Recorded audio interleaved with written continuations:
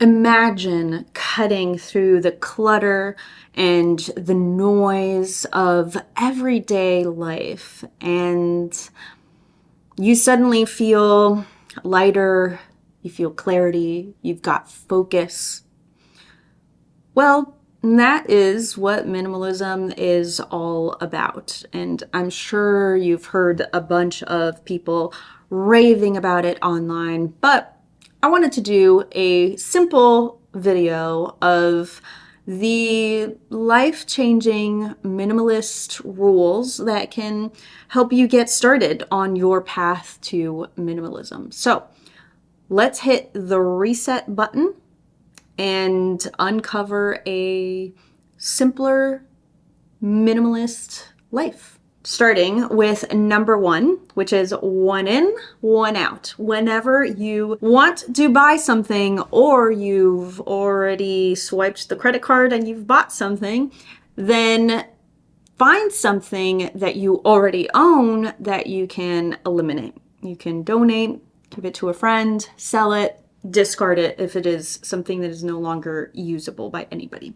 Recycle it. So this can help you to keep clutter-free and be able to maintain that minimalist life. Once you start to declutter, it's important that you find ways and that you find systems where you can keep this up. And this is a really easy one. So if you buy a scarf, find a scarf that you can get rid of, or something else. You bought a book, then get rid of a pillowcase that you don't need. I don't know.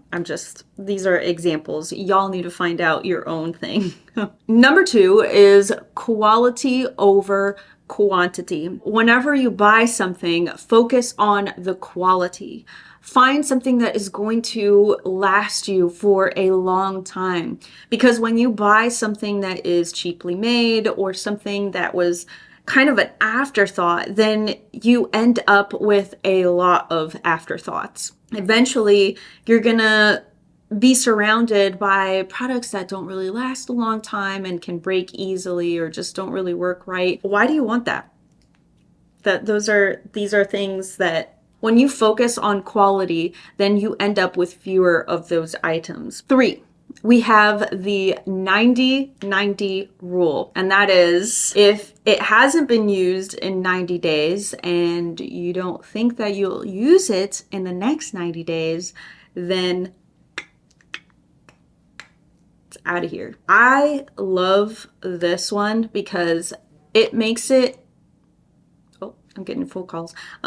It makes it easy to get rid of things that are hard to get rid of. Something that you could consider doing is if there's something that you aren't really sure of, then you can put it in a box, if it fits in a box, or you set it aside somewhere, and note the day that you put it there, and then see if you ever touch it again. I find that 9 out of 10 times, the thing never gets touched. And so that is a good time to say bye and get rid of it. This next one is, we often forget about our digital life, but it is ever prominent in this fast-paced, digital, tech-forward globe that we are living on. That is digital decluttering. Go through all of your digital items, like your phone, your computer, anything like that. See what emails or files can be organized and sorted and eliminated. Go through your apps. Remember to be ruthless, because if you start to be like, maybe, then you end up with all of this clutter. And if you need a little bit of extra help in this area, don't fret. It's totally fine, because I actually have a course on digital minimalism, and you can get it for free for the first month on Skillshare when you join. So the link for that is going to be in the description below. We go through a couple of methods to help you out with your digital minimalism. Let me just turn off this phone so we don't get distracted. The next thing is mindful spending. When we think about minimalism, maybe we're thinking about physical items, but the mindset and your actions can also play a role in having a minimalist lifestyle. Being mindful of where you are spending your money is also an important rule for minimalism. It's important that when you buy things, when you make purchases, do it with intention. Not just because you have the money or because it looks nice or because it's pretty. Buy it because it's meaningful or because it plays an important role in your business or your personal life. You can decide these goals for yourself, but the important thing is to avoid impulses when you are shopping. But one thing that you don't want to avoid impulses with is hitting the subscribe button. So if you are enjoying this video so far, then help me out by hitting that subscribe button and giving me a thumbs up to let me know that you enjoyed this video. Or if you don't want to do those things and you just want to say hi in the comments, then say hello, because this is a two-way street on my channel.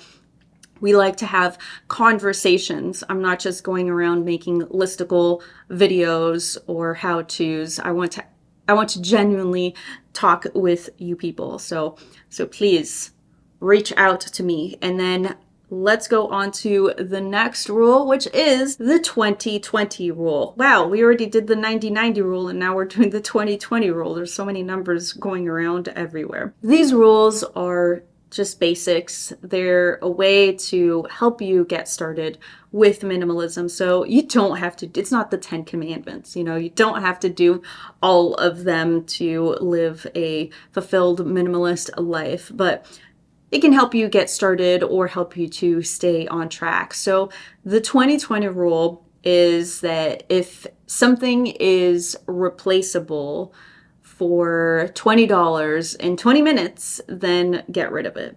Now, these are just like little rules that can help you to make the decluttering process, if it's something that you are going through right now, it can make the decluttering process a little bit easier for you. If you're looking at something like I'm looking at this scrunchie right now and it's I'm unsure if I want to get rid of it or not, then I will ask myself, can I replace it for $20 in 20 minutes? And the answer for this specific item is yes. But I will not be getting rid of this scrunchie because it is new and I actually love this scrunchie. So I'm not getting rid of this one just yet. But speaking of scrunchies and things that you can wear, the next one is the capsule wardrobe. The idea of a capsule wardrobe is to have a set, a wardrobe of items that you can easily mix and match and you can save time. So some people do this through the seasons. So they'll have their like winter capsule wardrobe that will just come out during the winter season.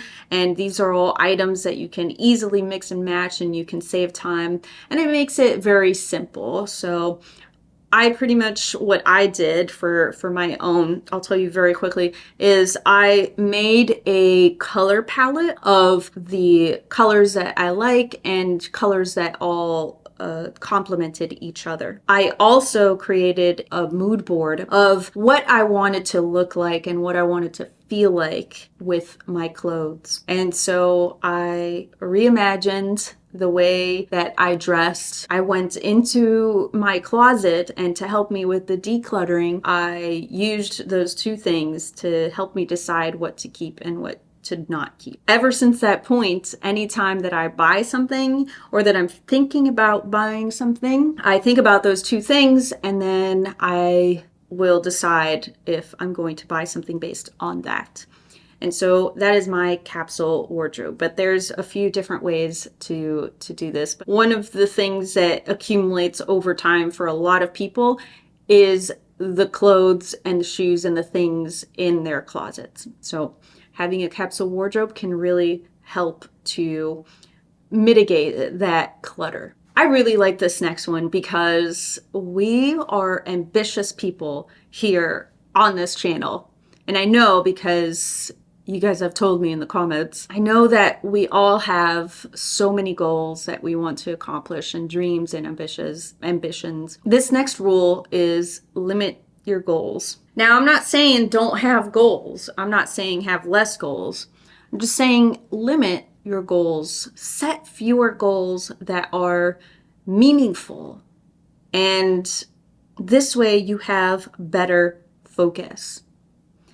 I've actually been practicing this for a few years now, and it has helped me immensely to be able to accomplish my dreams, because instead of having a list of 20, 30 things that I wanted to do within a year, now I just have a few, and I do them well, and I focus, and I feel fulfilled, and I feel satisfied. It's amazing to have these rules that are not just limited to physical items and decluttering and things like that, but also to our lifestyle and our mindset, because minimalism isn't just about how, like, the number of things that you own or don't own. You know, you see those videos where someone says, "Oh, I only own 12 things." It's like, okay, big whoop, whatever.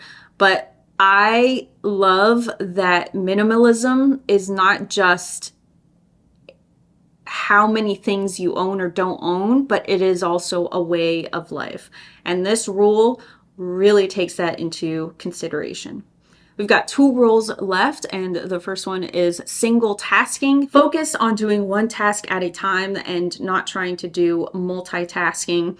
I know you think that you can do the multitasking thing, but part of living this minimalist life is also having a little bit of simplicity. And that means having the one thing that you're working on, whether you're washing your dishes or if you are watching a movie, just do the one thing, you know. Don't be on your phone trying to do something else at the same time, because you're not actually multitasking. You're just taking longer to finish one task. This last one is cultivate negative spaces. And this could be a physical space or figuratively speaking.